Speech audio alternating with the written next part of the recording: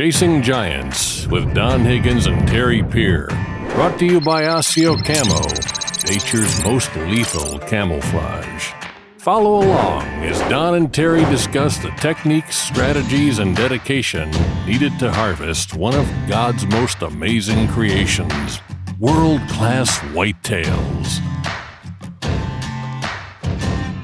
Welcome everyone to the Chasing Giants podcast, brought to you by Osseo Gear, Don Higgins, Terry Peer. It has been a busy week, but the first thing I want to talk about is it feels like hunting season weather is here.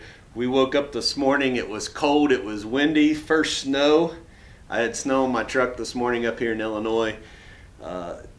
Friday marks the opening day of shotgun season. So this episode's going to release on Sunday. We're recording on Thursday morning, Thursday afternoon, and I think it's going to be an unbelievable weekend of hunting based on this weather. The weather's been crazy here the last few days. You know, early in the week the temperatures were really warm, and then yesterday Steve Shields was here filming some videos with me, and we got up and it was raining, the wind was blowing like crazy. We decided we was going to town for breakfast instead of going hunting, and we went had breakfast, went into the restaurant, raining, blowing. We come out, it's calm as can be and the sun's shining. And then midday, the wind picks up. I went hunting yesterday evening, Steve went home. The wind was blowing like crazy. Get up this morning, snow on the ground a little bit, and I've seen some people in other areas. Actually, down your way, Steve Shields just sent me a picture. It's white down his way. Yeah. So ground temperature's still really warm, but you know, the wind's picked up. I think the wind's actually supposed to be a little bit calmer tomorrow, but the temperature stays down. This is the weather we really wanted November 6th, 7th, and 8th when we thought it was going to be an unbelievable rut. But that warm front came through and suppressed everything a little bit, but still a lot of great bucks killed. So, yeah, I know somebody that's sitting right here next to me that shot a really good buck. So, yeah, congratulations. Thank you. A lot of support and well wishes from everybody through social media. Thank you very much. It's been an odd year. I mean, we talk about it openly on the podcast. The buck that I had put the history together for several years, we lost him to EHD this year, and the strategy of this buck, it wasn't easy. The buck just wasn't on the farm that much, and it's a buck that there was a history with. A lot of trail camera pictures. We were talking today. You had not seen this buck from a stand either. Is that a correct statement? I had not. Nope. Yeah, so the day that he was shot, which was last Saturday, was the first time anyone had actually seen him in person, even though we got some early season drone footage of him that's going to be in the hunt video, and then obviously a bunch of trail camera pictures. But you and I had seen him out in open ag country, miles off of the property where we had seen him. You saw him 2 times within 2 days, and I saw him at night one night in a curve. He was just standing there with a doe. So we'd seen him in person, but not from a tree stand. And the hunt's pretty wild. The story's going to be, here's the thing. You know, if for those of you who didn't watch Zykeis's hunt video that came out this Tuesday, it's gotten a lot of great feedback. I think one of the things that everybody really appreciated is you didn't try to make it something it wasn't. You actually openly talked about, hey, I need to get better at this. This didn't go the way I wanted, and I think people responded to that very well. Neither one of us are very good with a camera, and I did get the shot on video, but there's not a lot other footage.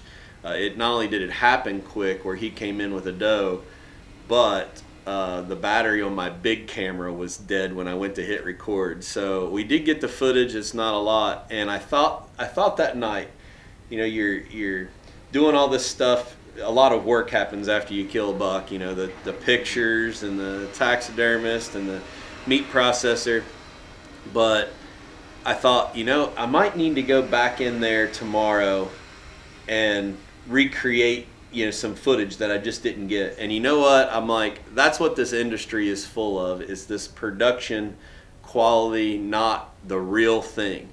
So what I'm committed to do in this thing is be as honest as I can, as transparent as I can, show you the footage that I got, explain everything, but we're not going to make it something it's not. And we could easily recreate a bunch of stuff, but I think we've all been jaded by the outdoor industry so much that that's what it is. We just want to share the story of killing a great buck. And well, this is a very unique buck, because he's done something that I've never seen a buck do. And we're going to save that for the video, but this buck was very unique, put it that way. Yeah, so we're excited. I'm not sure when the hunt video is going to release. It's not going to be next fall. We'll release it here as we're going. Again, go to the Chasing Giants YouTube channel. Check out Zacchaeus' hunt with Don. It released on Tuesday of this week. We're slated to release Joe Miles' hunt in Kansas in December.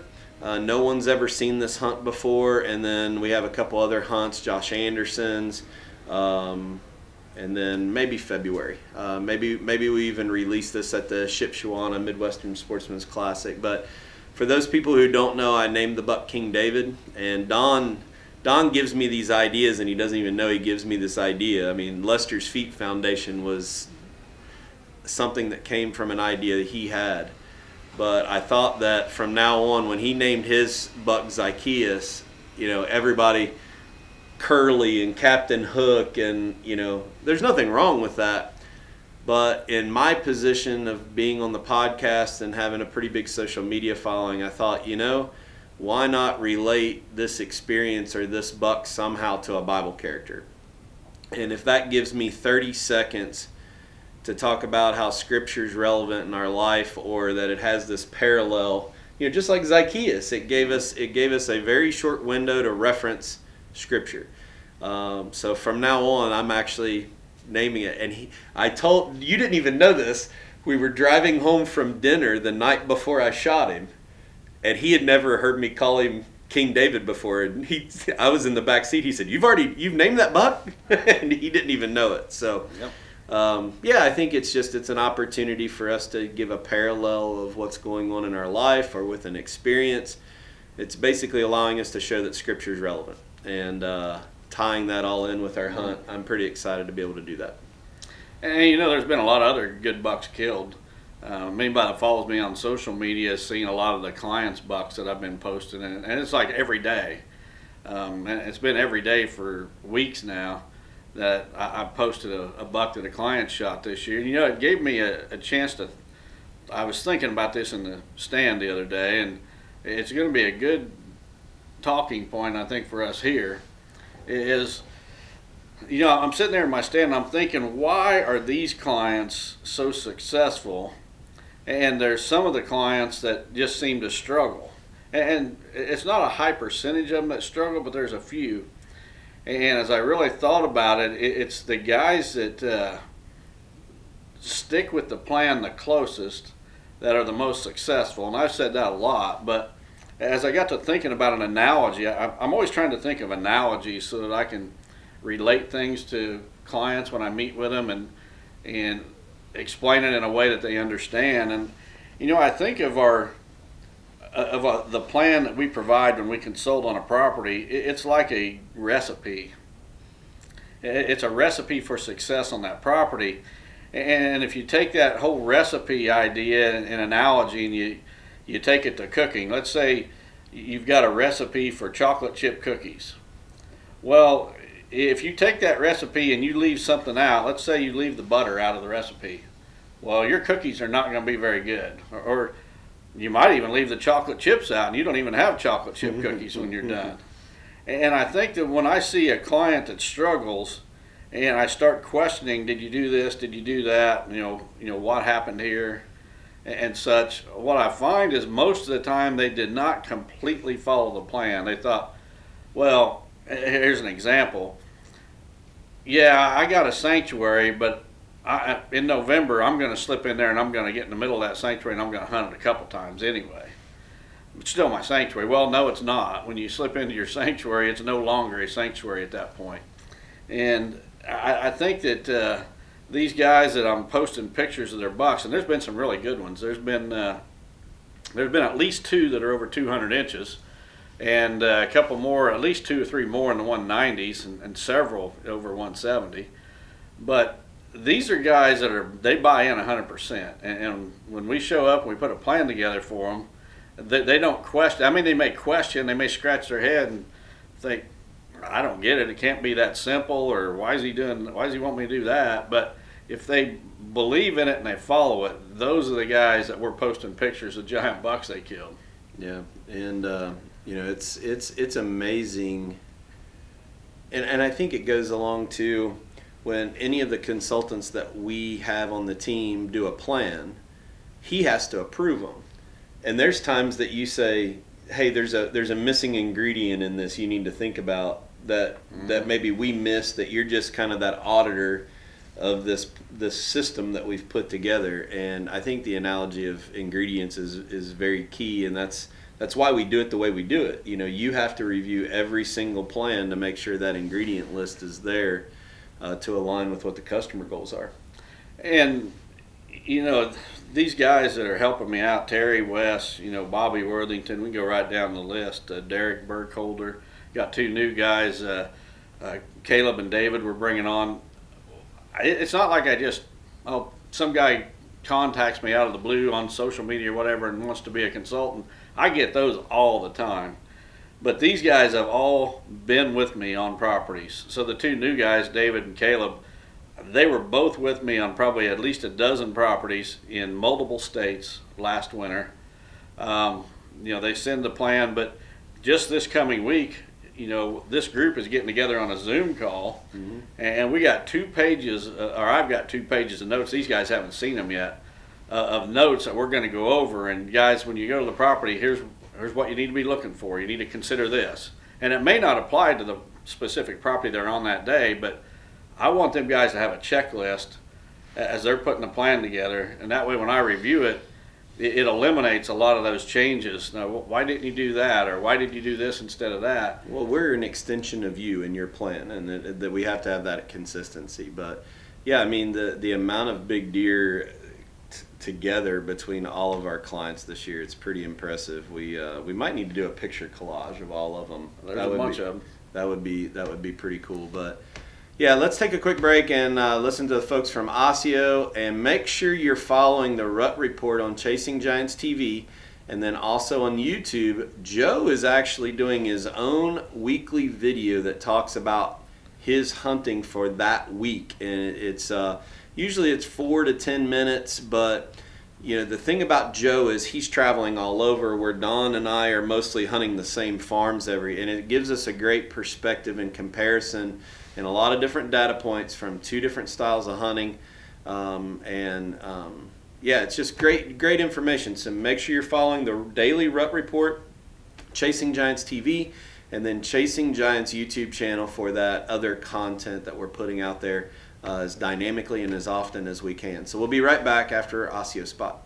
Osseo Gear introduces a premium line of bow hunting gear that is unmatched, pairing nature's finest camouflage with the best technological innovations. Osseo Gear brings whitetail bow hunters the gear they need to be the best at their craft. The unique camouflage mimics the intricate feather pattern of North America's greatest predatory creatures. Designed for invisibility, built for comfort, and engineered for function. Visit OsseoGear.com. That's ASIO Gear.com to start shopping. Osseo Gear, prepare to be invisible. All right, well, welcome back. We got a couple announcements that I want. Don hasn't heard this one yet, but I'm gonna be really rude. Not, I guess rude is the right thing, but I got some humbling data to share with everybody. And right after the hurricanes came back up through Florida, the Carolinas, and Tennessee, Lester's Feet, the foundation that basically started from this podcast, has grown from the original intent of helping families with sick children, now having a separate mission of helping families who the mother is dealing with breast cancer. We just felt compelled as Christian servants to figure out a way to help this situation. And I was kind of inspired by my home church, the Sherman Church of Christ, who was doing a love offering to send to another sister church down in right on the Tennessee, North Carolina line. They were feeding hundreds and hundreds of people every day right after the hurricane, but then they were trying to facilitate getting power, water, helping with the rebuild of everyone losing a lot of things. So we had just had a very large donation come into the foundation. I contacted that donor and said, I have an idea. What about using it for this disaster relief in many of our listeners' backyards? And they were 100% for it. So I mentioned it on the podcast and said, hey, you know, I get that everybody's a little jaded to everything these days. Everybody's always trying to, you know, have an ulterior motive, but if you want to help give to people directly, where 100% of your donation goes to a family that might need it in this disaster relief in Tennessee and North Carolina, Lester's Feet's gonna be this conduit for you in our partnership with our church. No administrative overhead, you know, we don't take a dime from it. And believe it or not, the outpouring came because we started the fund with $25,000. So we said, we're going to start this fund out. If anybody wants to jump on the bandwagon with it, let's go. Well, believe it or not, another church, that a minister from that church that's actually on our Chasing Giants Sunday night prayer time, Devin Hurley, his church jumped on board. And then all of you all jumped on board. So I thought that even though checks have still come in as people's listened to the podcast, I wanted to give you all an update of how much money we have actually sent for disaster relief, and I'm going to tear up probably talking about it. So we started out with the Lester's Feet, $25,000. The love offering from the churches equaled out to $11,241. The Chasing Giants listeners sent in $46,630. So we have routed $82,871.51 because of this podcast. I mean, that's pretty crazy. Well, you know, the thing that we got to stress, or I got to stress anyway, is 100% of that money that is ever donated to Lester's Feet goes to where it's intended. There's not a single penny of administrative cost. All the board and Terry, they're all volunteer, 100% volunteer. And I think that's very important to throw out there as well, because so many of these supposed nonprofits or whatever are actually taking administrative fees, and a substantial percentage of that. And I get that you got to pay a little bit, but some of that is literally just it's a tax scam. Exactly. That's really what it is in some cases. But it's been a few weeks since we've done this. We're probably a month out from the hurricanes, and this money came in at different times. So we were writing checks, you know, and sending multiple. But I had not on the podcast just said this is where we're at, and there might be another check that comes in tomorrow that adds to this total. But folks, together, just rallying around something, being able to commit almost $83,000 to help families that goes straight to them. I am so grateful, so humbled. It's a loss for words of what we're able to do as a mission. Every single time we're contacted by one of you all that says, hey, I have a family member, or I have a person in my church or my kid's school that's dealing with this situation, and one of our board members gets to reach out. You know, one of our mutual friends, I'm going to tell a quick story, and I hope I don't get off on it. This isn't anything to do with deer hunting, but please listen to this, folks. One of the listeners of this podcast that Don and I have gotten to actually meet and know, Clint Cross. We've actually talked about his business that he started on this podcast, where he takes old John Deere planters and cuts them down and makes them for food plotters, and it's grown into a pretty big business, and we're so happy for him and his wife Carly. They reached out to us last summer and said, our church, our kids' VBS wants Lester's Feet to be the missionary for it. And you talk about how cool that is. One of our board members, Dan Pfeiffer, ended up going and spending time with the kids, talking about the other kids that are sick that we're helping, and they raised money. They brought in their quarters and their Ziploc bags of change for their offering. And just this last week, Clint and Carly put us in connection with a family whose the mother is navigating, I believe, her second stint with breast cancer. And just the ability to go to them and say, okay, we understand what's going on now. We've vetted the situation. It's legit. We're going to pay your house payment for an X amount of time. Don't worry about it. We're paying that bill directly, and you navigate your situation without the stress and anxiety of not being able to work, having medical bills. And that all comes from you all. Meaning the listeners of this podcast, not only the funds that have been raised, but also the interconnection of who's in your community that needs help. Transparently, we tried to put this out on the website to where you could apply for it and, try to connect and help more people. And quite simply, all that ended up being was we were put on a bunch of databases for welfare.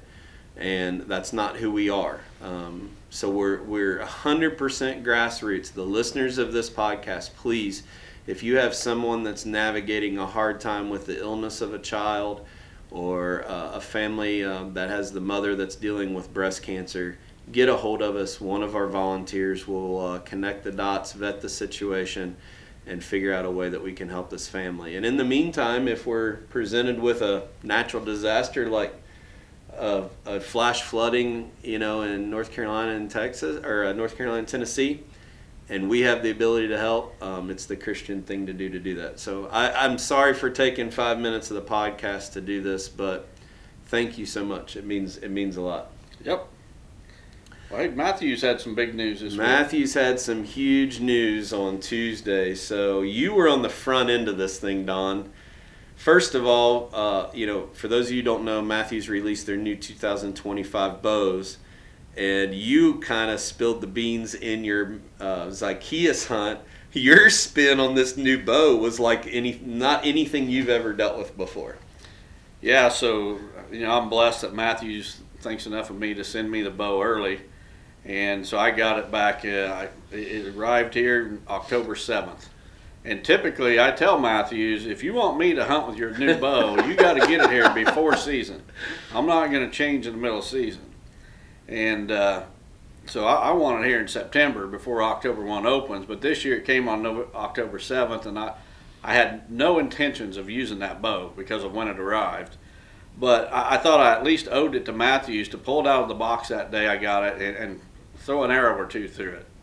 So I had a sight laying on my desk out in the garage, and I took that bow out of the box, and I just screwed that sight on it, and I went out, and I just got back about 15 yards because I didn't want to lose my arrow. I didn't know where that sight was going to hit, and I pulled back, and that first arrow was right in the bullseye, and I didn't even adjust the sight. I just screwed it on there, and I thought, this is different.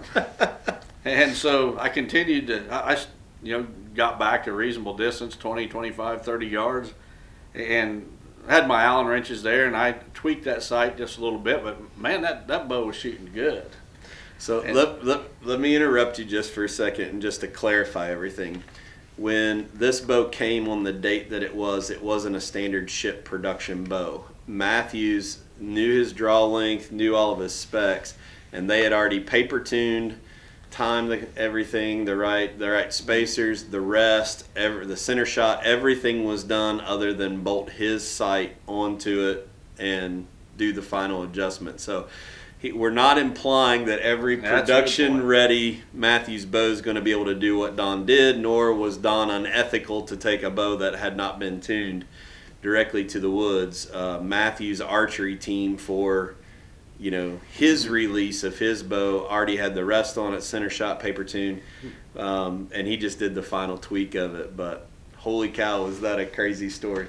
Yeah, Matthews has got my specs in their computer system, so they got my draw length, they had the rest on, they had the D-loop on the string, and it was so easy.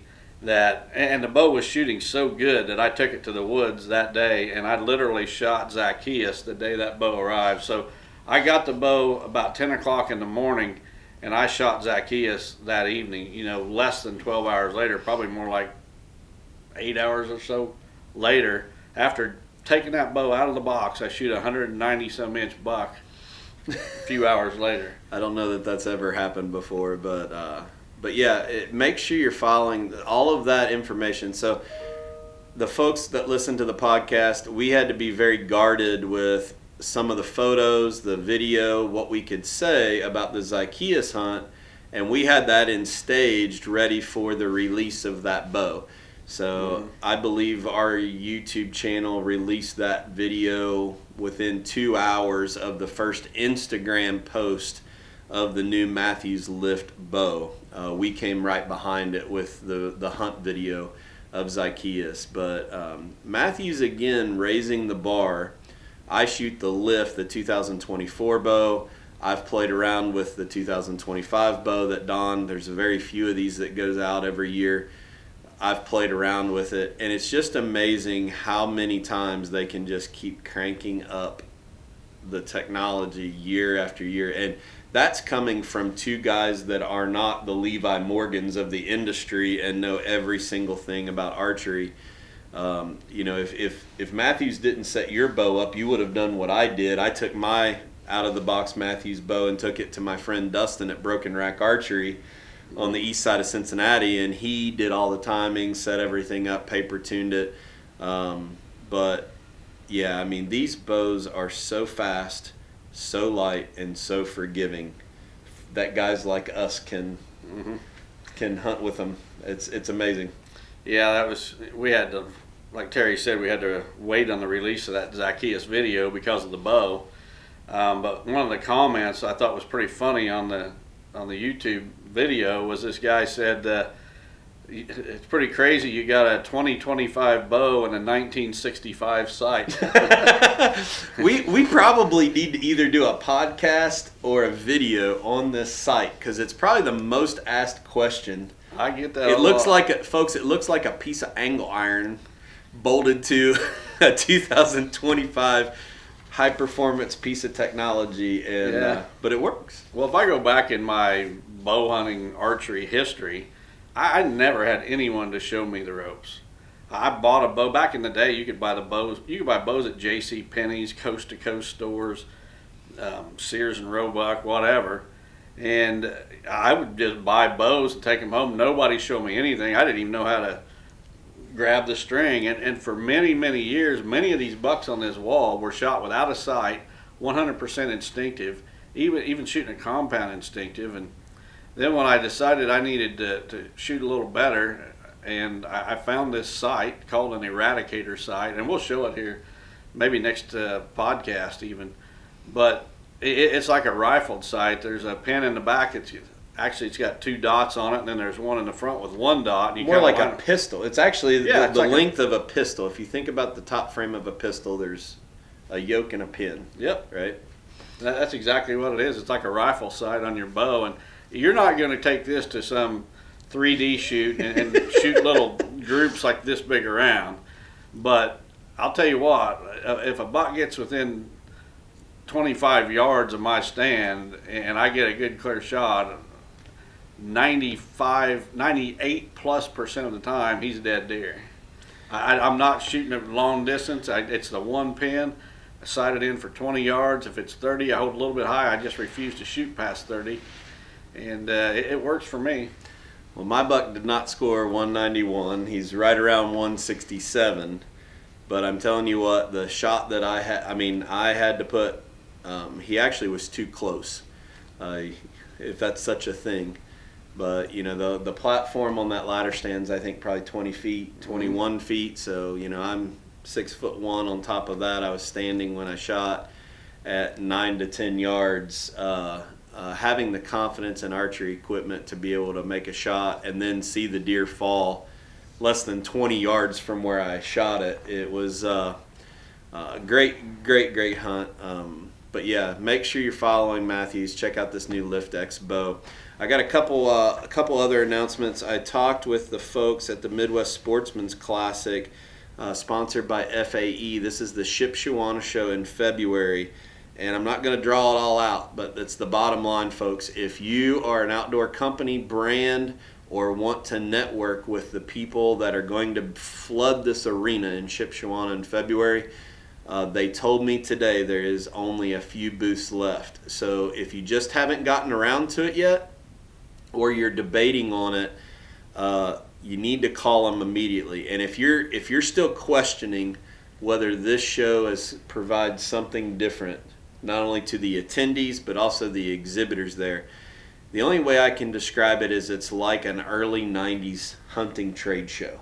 It's got that feel to it. It's not Tupperware and gutter guards and essential oils. There's some of that stuff there, but that's really where all the outdoor shows have gotten to. This is hunting equipment, hunting information, pioneers of the industry that you can go around and just talk to and tell stories and laugh. It's a 2 to 3 day event. It's not a one-day show, walk it for 2 hours and come back. So if you're a business or a brand that wants to network in this industry, whether it be B2B or B2C, directly to those customers, reach out to those folks. The link will be in the description below. Don, Joe Miles said they sold more Osseo camo at this trade show, I believe, than any other show combined last year. We go to a lot of trade shows every year. We're going to a lot this year. This one's different. It is, and I want to tie Matthews back into this show because I'm going to do something I haven't even sprung on Terry yet. So this is going to be news to him.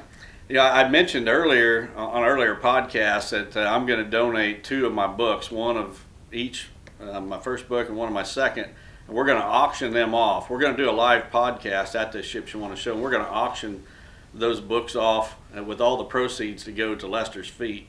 Well, I'm going to take that new Lift X bow with us as well, and we're going to auction that thing off. The very bow that I shot Zacchaeus with is going to be auctioned off there as well, and all the proceeds are going to go to Lester's feet. Should we just do a double down and do both of our bows? We could. You can sign both of them. I don't need to sign it, but you can sign both of them. I don't know. Leave a comment. Don's already committed to it. Does somebody want to win my bow that I shot King David with? Matthews is a company that I've almost tried to model Real World after because I did a interview with Matt McPherson years ago, and he said something to me that has stuck with me all these years. And I mean, it's probably been 20 years ago that this interview happened. And he basically said that the more blessed they are as a company, the more they can bless others. And, people don't realize this, but Matthews does a lot of humanitarian stuff around the globe. They go to other countries and drill water wells, and then they'll plant a missionary at that water well. So these people are coming to get their drinking water, and there's a missionary, right in that area working with these folks. And Matthews pays for all that. So, Matthews is not a company that is just lining their pockets. They're doing things for other people with their profits, good humanitarian things, and we've tried to do the same on a much smaller scale. We're not near the size of Matthews, but Matthews sends me those bows for free. I don't feel right stacking them up in the closet, one on top of each other. I don't feel right selling them, so I've used them for different things over the years. Giveaways at men's speaking or men's retreats at churches or whatever. Yeah. But this one, we're going to auction off with 100% of the proceeds going to Lester's feet. Maybe we're making plans here without talking to the folks at the trade show, but that's actually 3 different auctions, so maybe we do one a day. We'll work out the details of this, but let's plan on the bucks that we use, or the bows we used for this year, and your set of books being auctioned off for Lester's feet at the Shipshewana show. The dates are what? Remind me off the top of my head. February 13th, 14th, and 15th. All right. And then one last thing, I've received a couple requests for clarification of Chasing Giants, both podcast, TV, and Lester's Feet apparel. If you go to the website Moran Creek Outdoors, that's MORAN Creek Outdoors, Moran, Moran Creek. This is a partner company that we're they're really helping us. We hope we're helping them. We're giving them the ability for different phrases like this one, sweat equity, a Chasing Giants sweatshirt. I know Christmas is coming up.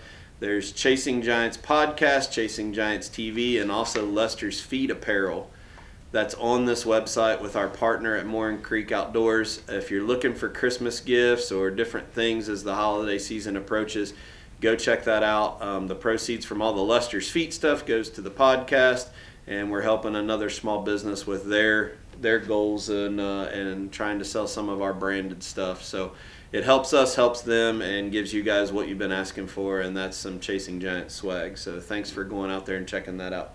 Ever had a terrible real estate experience? Average realtors usually spend more time selling themselves than on selling your land. They'll tell you anything to get the listing. They know that if they get the listing, you're stuck with them. Not here.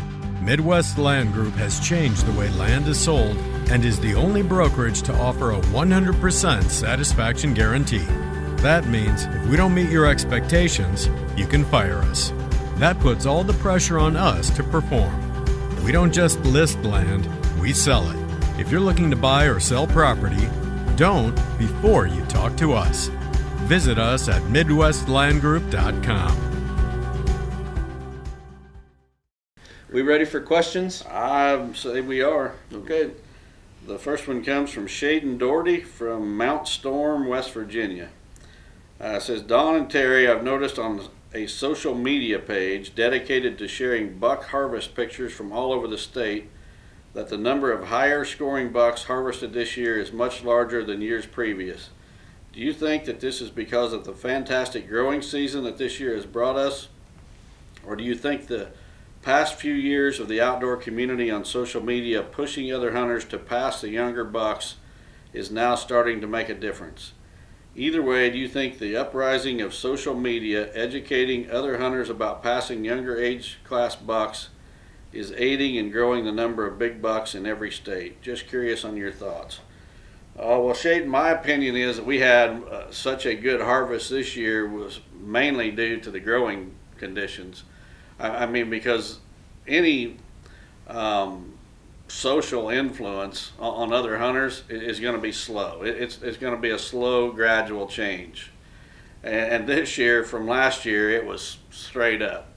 And that's got to be due to the growing conditions that we had this year. Now, is social media having an impact? It probably is, but I think it's kind of minor. I think if you get into some of these generic deer hunting pages, I guess is the best way to put them. Not pages dedicated to management, but just generic like state hunting pages. You still see a lot of this meat hunter mentality, and there's nothing. Don't get me wrong, there's nothing wrong with that. But guys that are just hunting for meat, and some of them actually almost despise trophy hunters and deer management. So you weren't barefooted sitting on a rock. You're not a hunter. Yeah. Wearing a loincloth and throwing a spear. But yeah, I think it might be having some impact, but very little. But the other thing is, if I look back 40 years, I can see a huge change in the deer hunting approach. For example, it used to be that in my home state of Illinois, you would apply for a firearms deer tag, and there'd be years you didn't get one because they were limited. The deer herd grew, the number of tags grew, and today pretty much anybody gets a tag that wants one, and there's even leftover tags that you can buy over the counter. So, but back in the day, firearm season was a big deal. I mean, you took a drive around the countryside on opening day of firearm season, and there was trucks parked everywhere. There was orange across the fields and woods everywhere. Today, that's not the case whatsoever. I think as the deer herd has matured, a lot of hunters my age, for example, have shot a lot of deer. They don't necessarily need another buck on the wall. If they shoot a buck, it's going to be a really good one. They may shoot a meat deer, but just the whole approach, I think that the equipment that we use today. Back then there was no such thing as trail cameras; didn't even exist. The legalization of crossbows during the entire archery season. There's been a lot of things that have influenced the changes in deer hunting today versus years ago. Social media is probably one of them to a little bit of a degree, but I would say it's probably minor. Do you think, I'm not going to comment, I'm going to ask a question. Do you think that the social media side and pressuring people to do stuff to be the trophy hunter too soon is a good thing or a bad thing? I think it's a bad thing. I think that we've put too much pressure on young hunters. I don't care what anybody says. I have never shamed anyone on a deer they shot. I don't care if it's a doe, if it's a button buck. If they shot it legally, then they're not going to catch any static from me about it. But I think what we've done with social media is we've created this idea that unless you shoot a big buck, you're somewhat lesser of a hunter. Right. And I don't think that's a good thing. I think the management of the deer herd should be done better by the states to manage for better age class and sex ratios and things like that.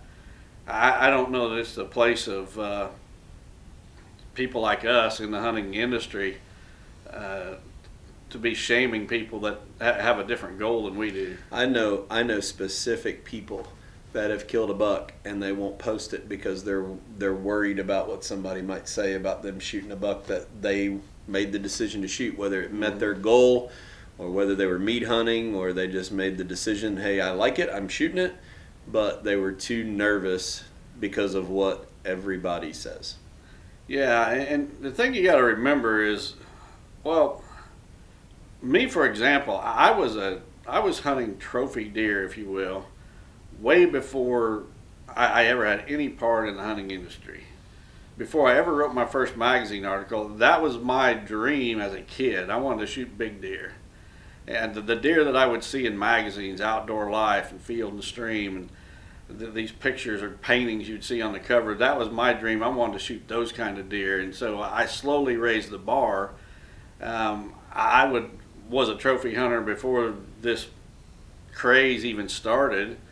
And I would be if I had no part in the hunting industry. And there's some other guys like that out there as well. But there's also that crowd, and I think social media is their platform. There's that crowd that does it for the attention. And, they'll, whatever it takes. If they got to go to an outfitter, they want to shoot the biggest buck they can for the attention that buck brings them.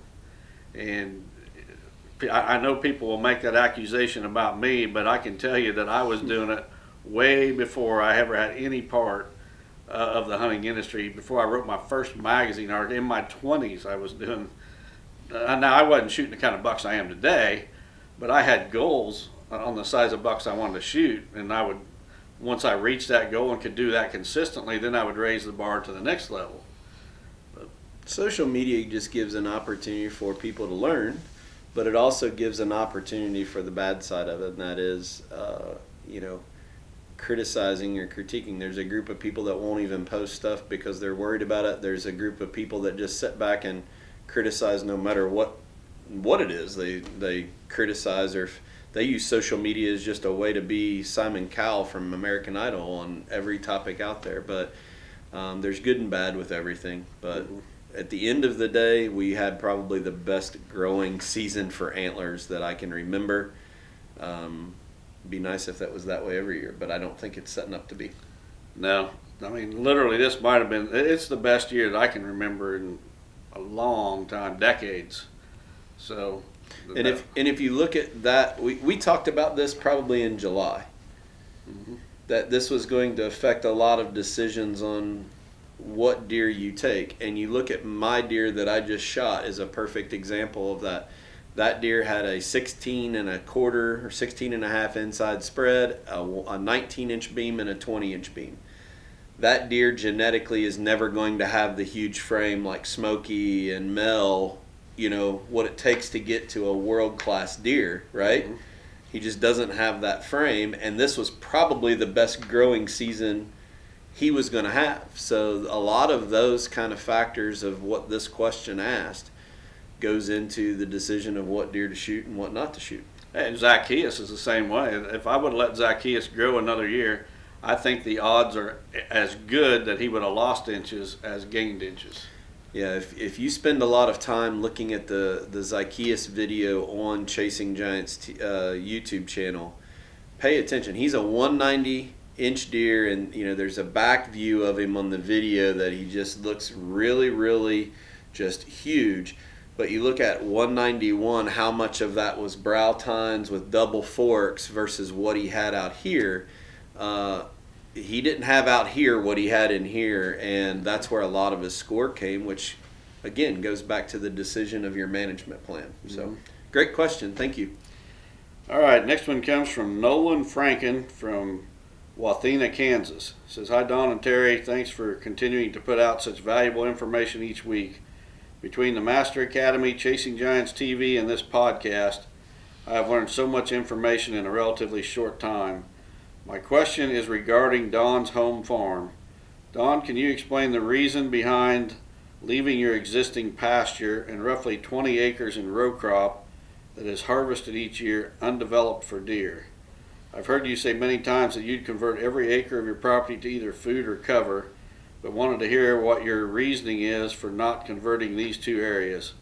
I can think of several reasons of why you probably don't convert those, but was curious to hear directly from you. I know if you were to sell your cows and convert your pasture to food or bedding, you would lose access to your great inside corner stand that you killed Zacchaeus from. Is it your love of cows or losing a great stand site that has stopped you from developing that pasture into deer habitat? Thanks again for all the knowledge you two share, and congrats on putting down 2 giant whitetails this fall. You like ribeye steaks pretty good. I do. I'd rather eat beef than venison any day. I do like cows. To be honest, cows and deer have been my passion since I was a little bitty kid. My aunt tells a story of she would watch me until she had to go to work, and she took me to the babysitter until my mom got off work and would pick me up. And she said I hated to go to the babysitter, and the way she would get me into the car was she'd tell me we was going to look at cows, and there was a couple farms she would drive by that had cows, and that's what got me in the car. So I've always been a fan of cows and deer, so that's a big part of it. The other thing is, my tillable acres, at one time I was considering putting all that into CRP, and that would have added about 25 more acres of native grasses, switchgrass. But the more I thought about it, I didn't think, for one thing, it was going to make my farm a whole lot harder to hunt. If a buck would stay here on my farm, it was going to be a whole lot harder to kill him. I've got a range now where if a buck shows up, I got a really good chance of killing that deer. The other thing is, I don't think in the area that I'm at that me adding that much more cover is going to add many more deer. I think what it would do is it would scatter those deer out over more acres. And I think between that and the huntability aspect of this farm is why I haven't done that. It gives me good access to some great stands, and it gives a place for my wind to blow where there's low likelihood of deer to be, and it just lays out a whole lot better. Now I've added some acreage to the farm here in the last couple of years, but what it's done is it's made my farm more long and narrow, and created travel down that long narrow corridor rather than making it more square. You can add cover to your property and make it square. Well, it makes it a whole lot harder to kill those deer that are on the interior. Takes your pinch points away. Yeah, so that long narrow cover is just a whole lot more huntable. Now I would add more cover to this farm as long as it's strategically placed. It's going to help me to kill deer or to even hold more deer. But I think where I'm at, it's going to be really hard for me to have any more deer than what I got. We had Wes Delks on last week talking about his buck U-Haul being the first deer shot from what he originally named Higgins 2.0. But Wes actually added cattle pasture to his farm. Obviously, I think they wanted to raise some cattle, or he wanted to, but the main reason was to get the deer further away from road frontage and give him a way to walk through with a certain wind to get to a certain area where he created a pinch point by using cattle pasture. So not only did it create a food source for him and his family, possibly a revenue. I think he might lease out some pasture. He does.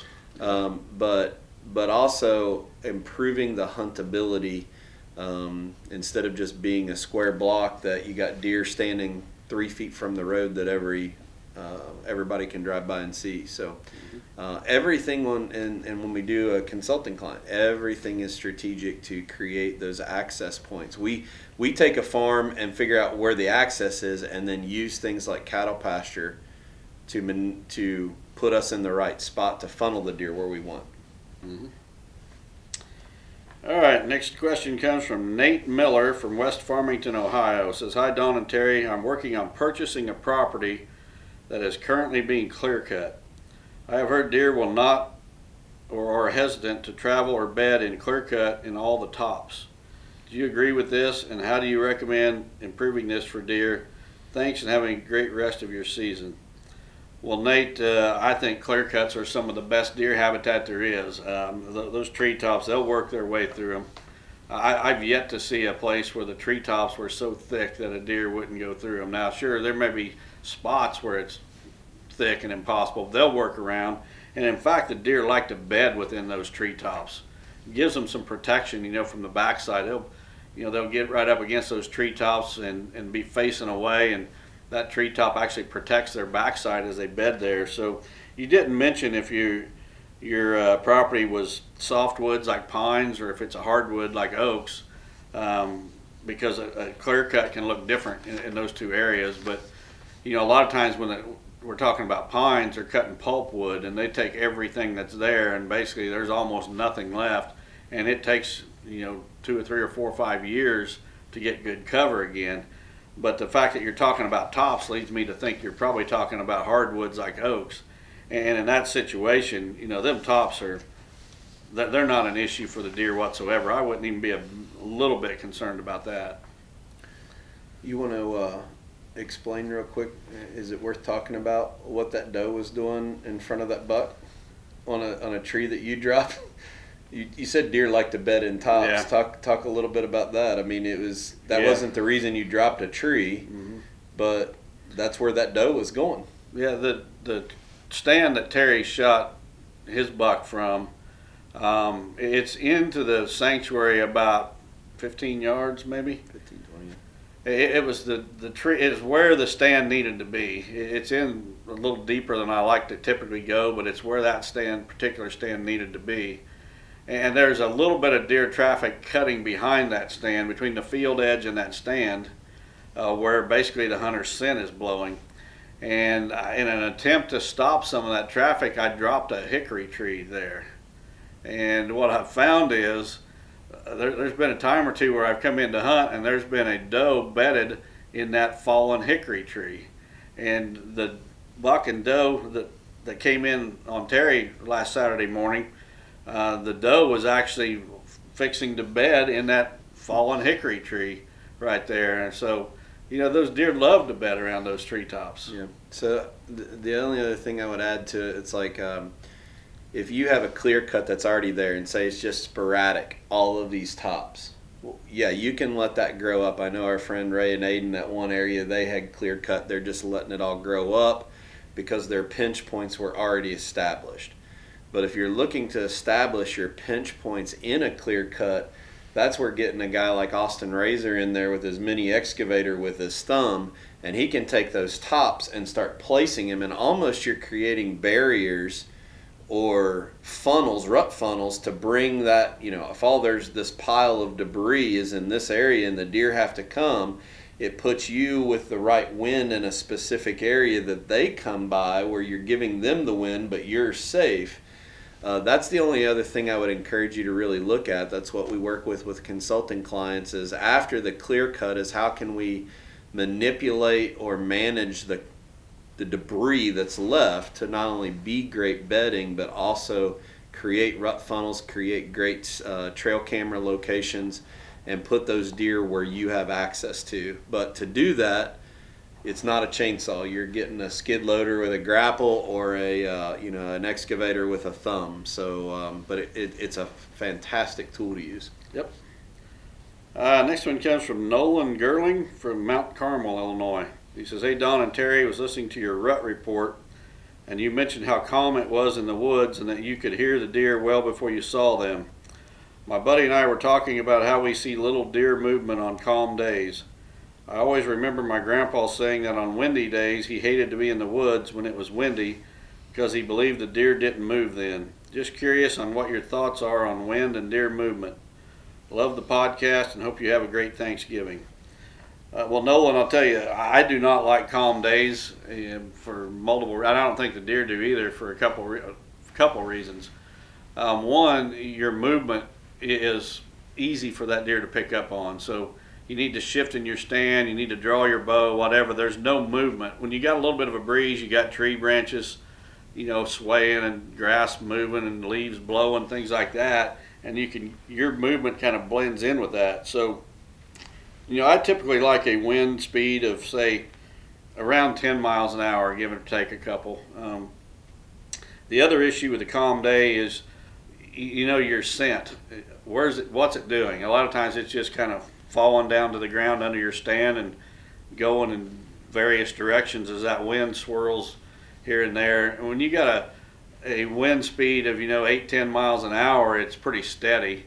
You know where your scent's going. So I definitely don't like calm days. Prefer something 8 to 10. Now when you get into really windy days, I don't like that either. I don't think the deer do, although yesterday it was super windy. I went and sat in a blind anyway and did see some deer movement. It was down in a protected area, out of the worst of the wind. I don't think I seen near the movement I would have had that wind been 8 or 10 miles an hour. So I don't think you want an extreme either way. I think 8 to 10 miles an hour is ideal. The farther you get away from that, the worse it gets. Yep. Okay, moving on. Mark Godfrey from White River Junction, Vermont. I don't know if we've ever had a question from Vermont, have we, Terry? Don't think so. He says, "Hi, Don and Terry. Thank you for how you represent yourselves in the hunting industry, but more importantly in life. Certainly a breath of fresh air. Quick question regarding trail cam pics. When I set out a trail cam, it's more of a cat and mouse game, trying to stage in such a manner that the animals or people do not know it's there. When I do get a picture of a mature buck and he has won the game by spotting my camera, I feel the need to go in and relocate. What are your thoughts on this? Thanks for your time and keep up the good fight." Well, Mark, there is no doubt that I've had numerous mature bucks on camera where I got their picture one time at that location. Now, I do not think that those bucks vacate the area and just move off the property, but I do believe that they will avoid that camera, and sometimes it just means walking around the other side of the tree or the post. They seem to know what the front of that camera is, but if I get a buck's picture, a target buck's picture on a certain camera, and I know he's seen the camera, and I know he's spooked, because you can see when they spook, their eyes will bug out and they're busting out of there. Sometimes I leave. It just depends on the location. If my goal is just to get that buck's picture, then yeah, I know I need to move that camera. But if it's in a good location, and very seldom do the deer detect that camera, a lot of times I will leave it. But I totally understand what you're saying, because they will definitely detect those cameras. You have a if you go back and watch the Smokey video, you'll know exactly where I'm talking about. But in the Smokey video, you have a telephone pole that's set looking at a pinch coming out of bedding into the food plot. So the camera's facing this way with a outside corner of switchgrass behind the pole. And I can't tell you how many, even 2 and 3 year olds, that obviously anything coming out of the pinch from the sanctuary into the food plot, they're on camera. So you get all the deer that you want.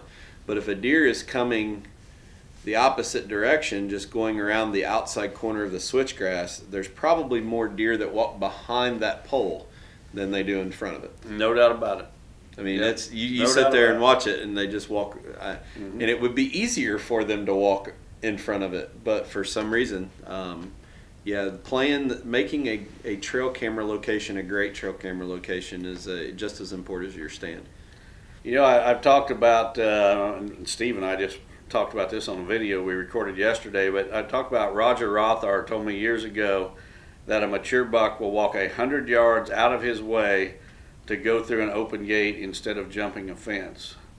Well, I've seen situations with my own eyes from a tree stand where there was a opening in a fence where I had a trail camera, and I've seen a string of deer coming,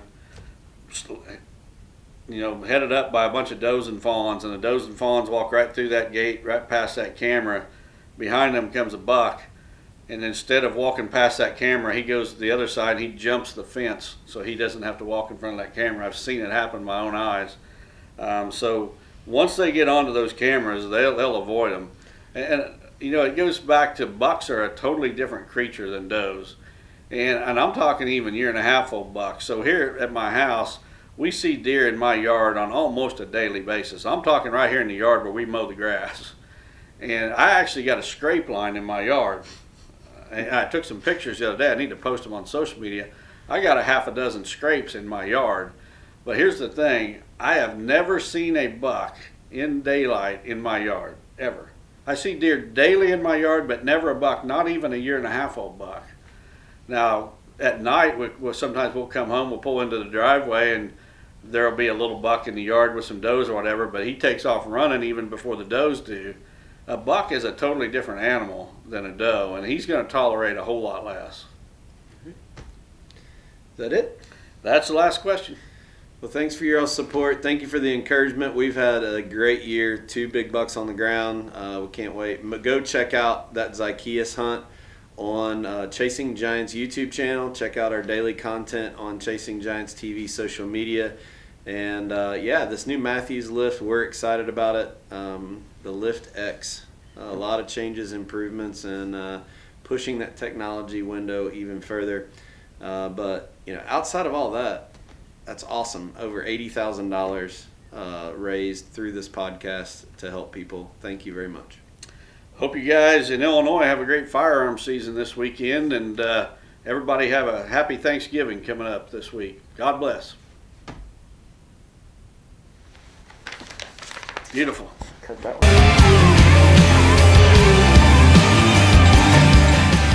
Chasing Giants has been brought to you by Osseo Camo. Thanks for listening, and tune in next week for another episode of Chasing Giants.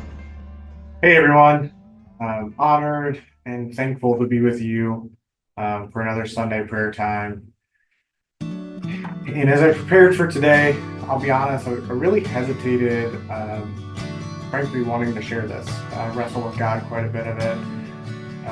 Maybe because my perception a little bit with this is, and it's a false perception, but I don't want to give off the perception because I'm on this platform sharing with you that it would insinuate that I have it all figured out. The reality is I am broken, I am fallen, I struggle with things just like the rest of us.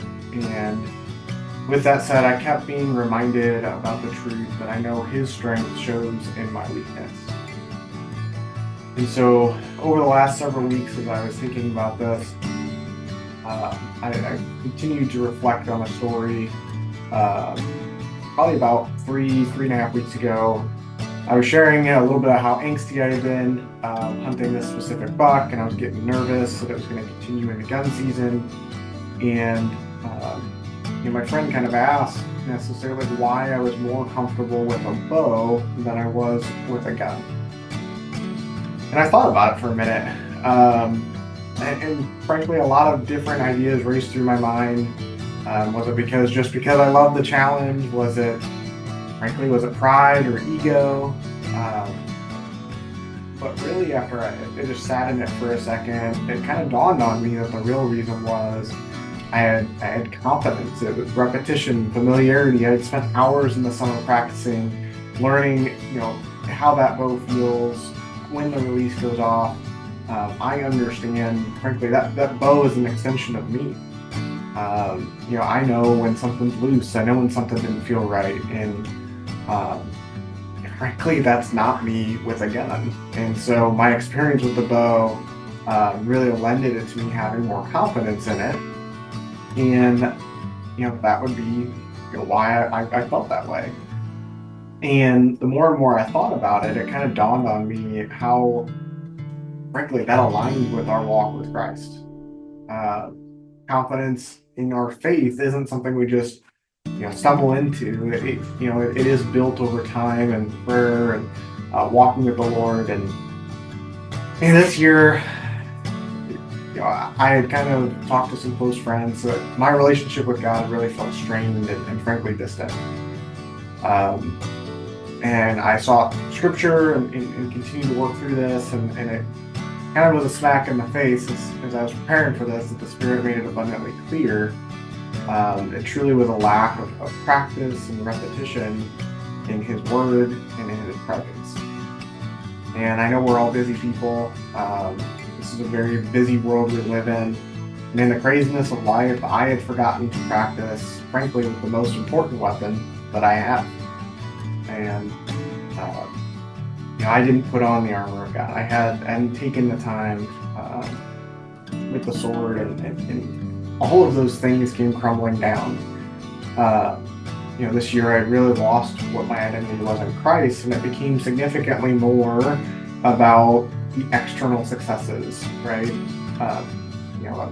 My target buck became, kind of an idol. I had to get that, or business in a certain way and growing that in a certain way.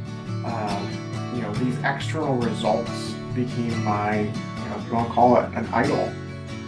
And frankly, speaking to the choir here, I'm sure, but those things are fleeting. And what I found was a world of anxiety that I've barely been experiencing the last 3 to 6 months here. And I was trying to accomplish everything else in my power rather than my faith. And I'm super thankful that over the last 4 weeks here, the Lord used a friend of mine to remind me to stand firm in my identity. And I encourage you to stand firm in your identity wherever you are in your walk of life today. Your identity is in Christ Jesus, not the things around us. In Luke 11, 1 through 4, the disciples were taught how to pray. It wasn't just specific words, rather it was actually a framework to increase or to have a constant connection with the Father. And that was important for me to go and reflect on, and I hope it is for you, that prayer isn't this one-time act, rather it's practice. Just as we are going to go out in the backyard and shoot our bow and build that muscle memory, really we have to seek prayer and build those spiritual muscles. And to continue to pray without ceasing, as 1 Thessalonians shares with us, sharpening our spiritual focus. And to build that trust and deepening understanding. And I'm thankful for this time to be in the woods, to spend a lot of time in prayer. I don't know about a lot of you. Time in the woods for me is, although I love chasing these wonderful whitetails, for me it's also a very spiritual experience. I interact and hear and really interact. I feel God more when I'm away from the business of life. And so, as many of you are out in the woods, my encouragement is, how do we use this time to where prayer can become second nature? Not necessarily because it's easy, just so we can build that muscle memory, because all adults revert back to habits when we're in times of stress and frustration. And so I want to make sure that, frankly, just like how my bow, I can pick it up, draw, and be ready to go when the opportunity arises. Frankly, I want to be when a challenge arises. I want to make sure that I'm reverting back to the Lord. And so I continue to pray over and put this in my heart, Philippians 4, 6 through 7, which I'm sure many of you are familiar with, but to not be anxious about anything, but in every situation by prayer and petition with thanksgiving, present your requests to God. And the peace of God, which transcends all understanding, will guard your hearts and your minds in Christ Jesus. At that peace, my prayer is really, truly to be able to walk into that over this next several months here as we engage and walk in that. And I invite you guys to take those steps with myself over the next several months. Would love in the comments if you guys share and encourage each other. Really, truly, I'm sure we all can meet this in all different walks of life. But wherever we are in life, my encouragement is to sit down, clear the clutter, really consistently take that step and practice with that walk with God. So let's pray. Lord, thank you. Thank you for the reminder that the confidence in you grows through practice and repetition. Thank you for the gift of prayer and the privilege of drawing near to you. Forgive us, Lord. Forgive us for the times that we forget, that we neglect the time, and help us to clear the noise and to hear your still voice. Help us to stand firm in your identity as your child. Strengthen our faith, renew our focus, and let your word be the weapon that we wield daily. Thank you, God, that we can humbly present these requests to you. In Jesus' name, amen.